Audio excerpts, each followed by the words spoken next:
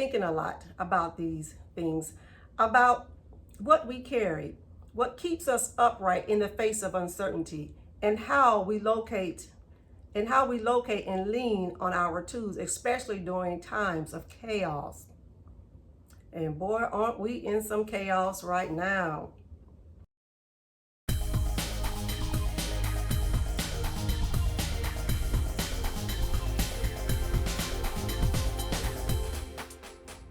Hello everyone, and welcome back to my channel, Discovering Your Worth. I am Shaquonda Carter, and thank you so much for joining me today. Today I am continuing Michelle Obama's book, The Light We Carry, Overcoming in Uncertain Times. And so, as I mentioned before, Michelle Obama, she served as the First Lady of these United States from 2009 to 2017. And so today we are going to jump into the introduction of the book. And so I have the book here. This is what the book looks like without the cover.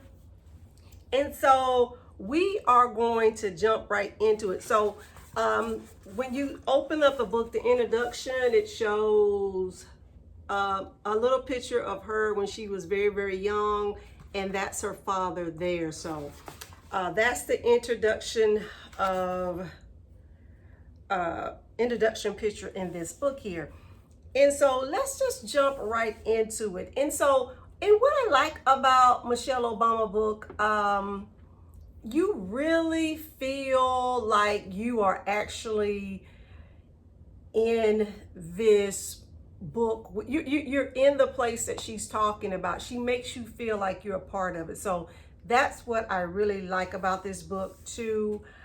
And so, but anyway, enough of that. Let's just jump right into the book. So, and it reads, at some point when I was a child, my father started using a cane to keep himself balanced when he walked.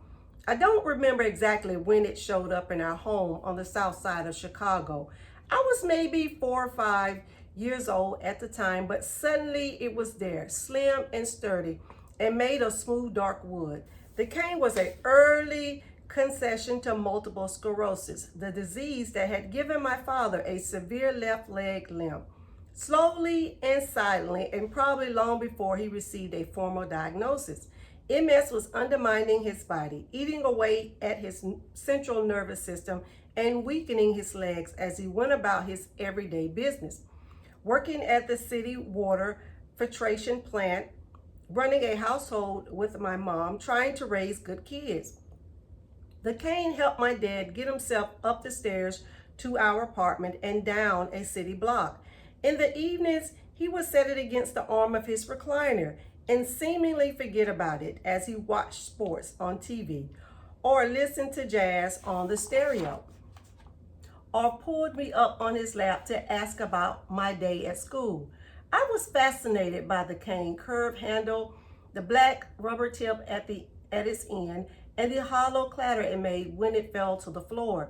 Sometimes I tried to use it, imitating my father's motion, as I hobbled around our living room, hoping to feel what it was like to walk in his shoes.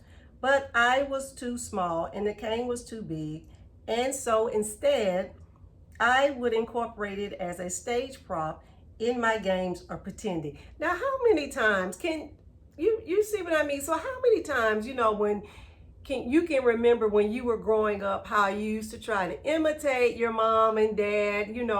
Some of us would try to walk in their shoes, put their clothes on, their wigs on, all that type of things, just trying to, imitate. It was just like a stage play, right? And so this is where we are in the book. So continuing. So as we saw it in our family, the cane symbolized nothing. It was just a tool, the same way my mother's spatula was a tool in the kitchen, and my grandfather's hammer used anytime he came over to fix a broken shelf or curtain rod. It was a utilitarian, protective, something to lean on when needed. What we didn't really want to acknowledge was the fact that my father's condition was gradually growing worse, his body quietly turning on itself. Dad knew it, Mom knew it. My older brother Craig and I were just kids at the time. But kids are no dummy. And so even our father still played catch with us in the backyard and showed up at our piano recitals and Little Leagues games. We knew it too. We were starting to understand that Dad's illness left us more vulnerable as a family, less protected. In an emergency, it'd be harder for him to leap into action and save us from a fire or an intruder. We were learning that life was not in our control. All right, isn't that the truth? You know, we get those things that kind of just appear in our lives, and life is not in our control, because life is going to life is going to happen, and we have certain tools that we can use, just like our father was using the cane when he was ill. And so, life happens. And so there's certain tools that we use to help us just to get by with our day-to-day life. And you can apply that in any situation that you're going through in life. So, reading on. Ever so often too, the cane would fail our father. He would misjudge a step, or his foot would catch a lump in the rug, and suddenly he stumbled and fall. And in that single freeze frame instant, with his body in midair, we would catch a sight of everything we were hoping not to see: his vulnerability, our hopelessness, the uncertain and harder times ahead. The sound of a full-grown man hitting the floor is thunderous, a thing you'll never forget. It shook our tiny apartment like an earthquake, sending us rushing to his aid. "Frazier, be careful," my mom would say, as if her words could undo what had happened. Craig and I would leverage our young bodies to help our dad back to his feet, scrambling to retrieve his cane and eyeglasses from whenever they flown, as if our speed in getting him upright might erase the image of his fall. As often as if any one of us could fix anything, these moments left us feeling worried and afraid, realizing what we stood to lose and how easily it could happen. Usually my father would just laugh the whole thing off, downplaying the fall, signaling that it was okay to smile and crack a joke. There seems to be an unspoken pact between us. We needed to let these moments go. In our home, laughter was yet another well-worked tool. Now that I'm an adult, what I understand about multiple sclerosis is this: the disease impacts millions of people worldwide. MS trips up the immune system in such a way that it starts attacking from within, mistaking friend for foe, self for others. It disrupts the central nervous system, stripping away the protective casing from neurofibers called axon, leaving that delicate strand exposed. If MS caused my father pain, he didn't talk about it. If the indignities of his disability dimmed his spirit, he rarely showed it. I don't know if he ever took falls when we weren't around, at the water filtration plant, or walking in or out of the barbershop, though it stands to reason he did, at least occasionally. Nonetheless, years passed. My dad went to work, came home, kept smiling. Maybe this was a form of denial. Maybe it was simply the code that he chose to live by. You fall, you get up, and carry on. I realize now that my father's disability gave me an early and important lesson about what it feels like to be different, to move through this world marked by something you can't much control. Even if you weren't dwelling on it, that difference was always there. My family carried it. We worried about things that other families didn't seem to worry about. We were watchful in ways it seems others didn't need to be. Going out, we quietly sized up the obstacles, calculating the energy it would take for my father to cross a parking lot or navigate his way through the bleachers at Craig's basketball game. We measured distance and elevations differently. reviewed sets of stairs, icy sidewalks, and high curbs differently. We assessed parks and museums for how many benches they had, places where a tired body could rest. Everywhere we went, we weighed the risk and looked for small efficiencies for my dad. We counted every step. And when one tool stopped working for him, its utility dwarfed by the strength of his disease, we got out and found another one. The cane replaced by a pair of four-arm crutches. The crutches replaced eventually by a motorized cart and a specially equipped van that was packed with levers and hydraulics to help make up for what his body could no longer do. Did my dad love any of these things or think they solved all his problems? Not at all. But did he need them? Yes, absolutely. That's what tools are for. They help keep us upright and balanced, better able to coexist with uncertainties. They help us deal with flux and manage when life feels out of control. And they help us continue onward, even while in discomfort, even as we live with our strands exposed. I have been thinking a lot about these things, about what we carry, what keeps us upright in the face of uncertainty, and how we locate and lean on our tools, especially during times of chaos. And boy, aren't we in some chaos right now. I've been thinking too about what it means to be different. I'm struck by how many of us wrestle with feeling different, and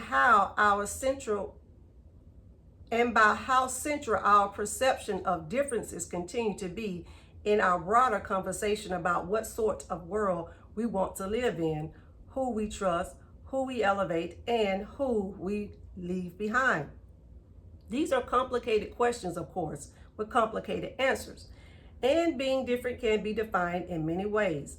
But it's worth saying on behalf of those who feel it, there's nothing easy about finding your way through a world loaded with obstacles that others can't or do not see. How many people can hear and see that? When you are different, you can feel it as if you're operating with a different map, a different set of navigational challenges than those around you. Sometimes you feel like you have no map at all. Your differences will often precede you into a room. People see it before you see it, which leaves you with the task of overcoming. Your overcoming is almost by definition draining. As a result, as a matter of survival, really, you learn, as my father did, as my family did, to be watchful. You figure out how to guard your energy, to count your steps, and at the heart of this lies a head-spinning paradox. Being different conditions you towards cautiousness, even as it demands you to be bold. I am beginning work on this new book for exactly what, let me read that again. I am beginning work on this new book from exactly that place, feeling both cautious and bold. When I published Becoming in 2018, I was surprised, floored, honestly, by the response. I poured into it as a mean of processing not just my time as First Lady of the United States, but my life more generally.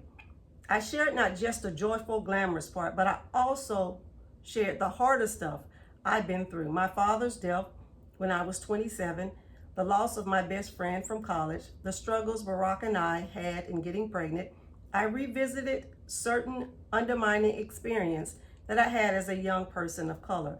I spoke candidly about the pain I felt when leaving the White House, a home we'd come to love, and the legacy my husband worked hard as president in the hands of a reckless and uncaring successor.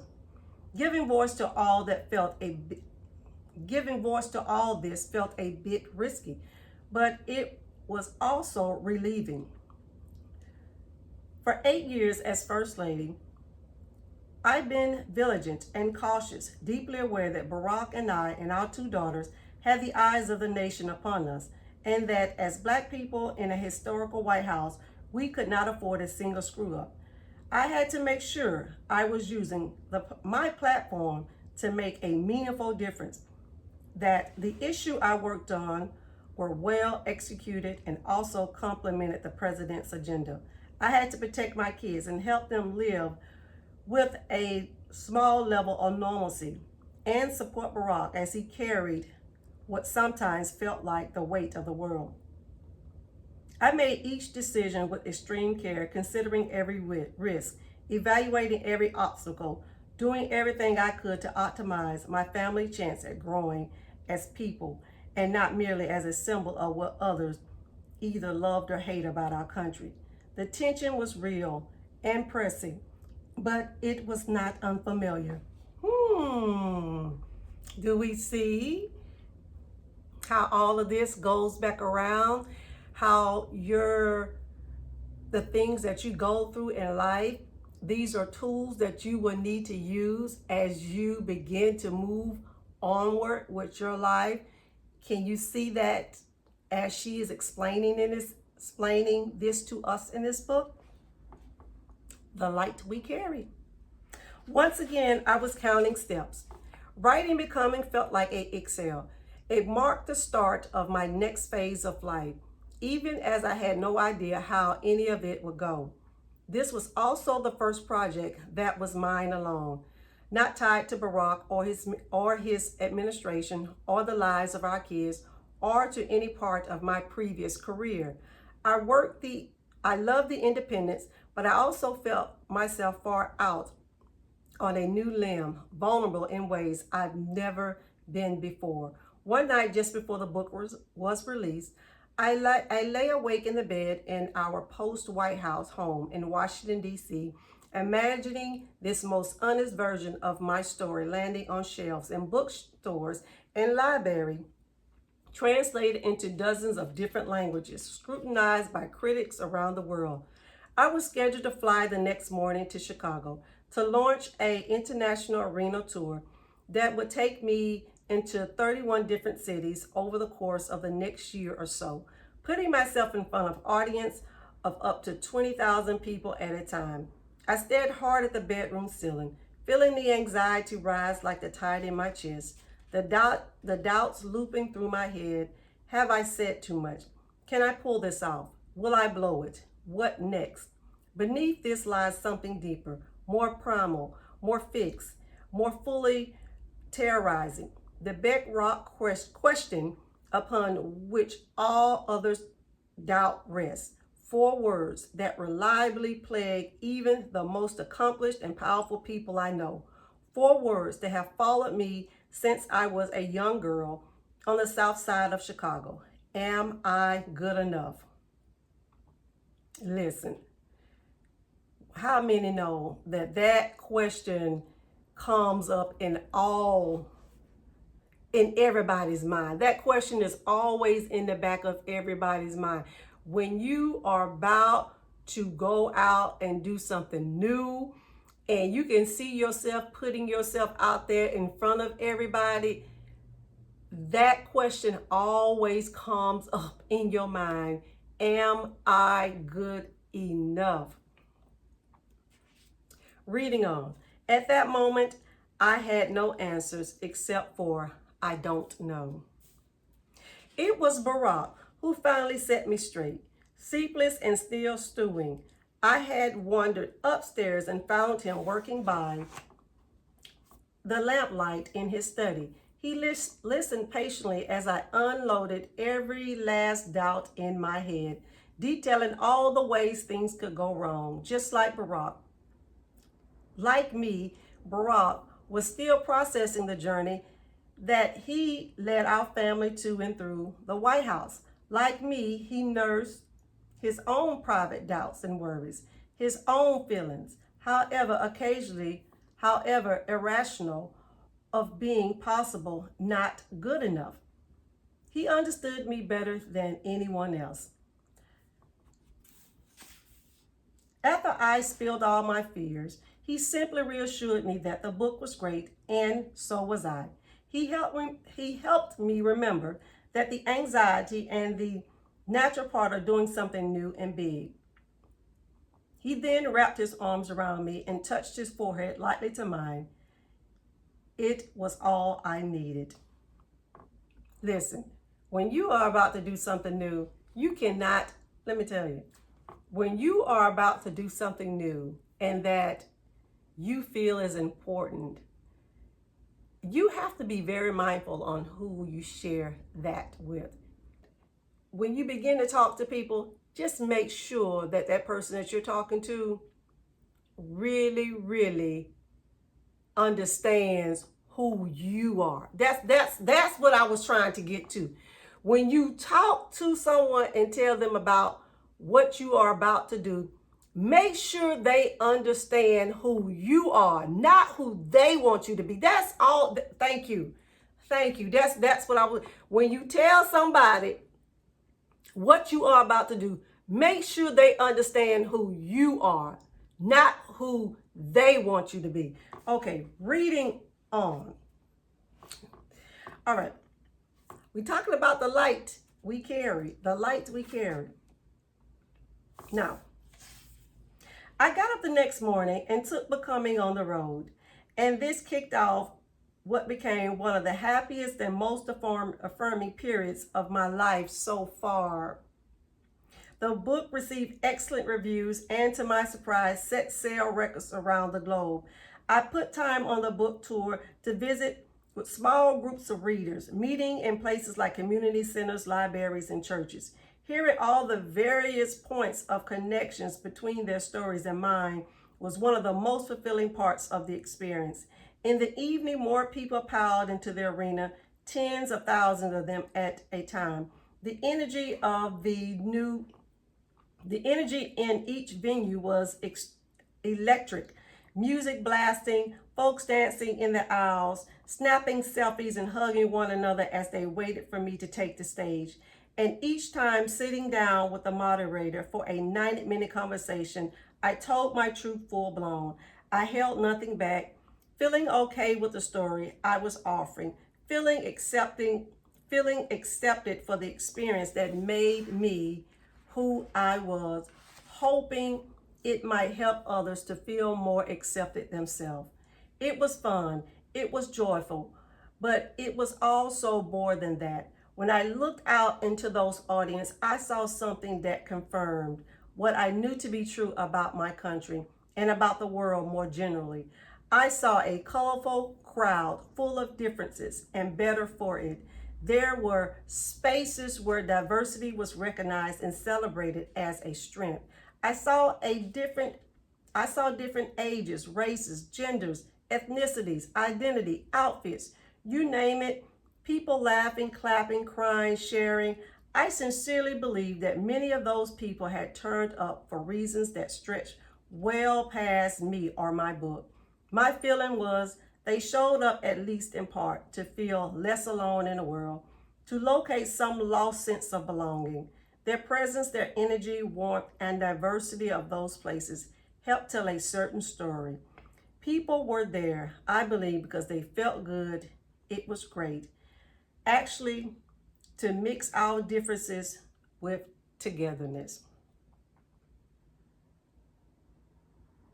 You know, I think I am going to stop there. And let me tell you, this is a great book, like I mentioned, especially in the times that we are living in, because there's just so much turbulence that's going on in this world that is sometimes really hard to get yourself together. But when you hear Michelle Obama in this book here, The Light That We Carry, it really shows that you are exactly where you're supposed to be, and you have been through what you needed to be through to use that as a tool for you to move forward. That's what I got out of this book so far. And let me tell you, we have much more to go. So I just want to thank you again for watching this video. And so join me next week as we continue Michelle Obama's book, The Light We Carry, Overcoming in Uncertain Time. See you next week.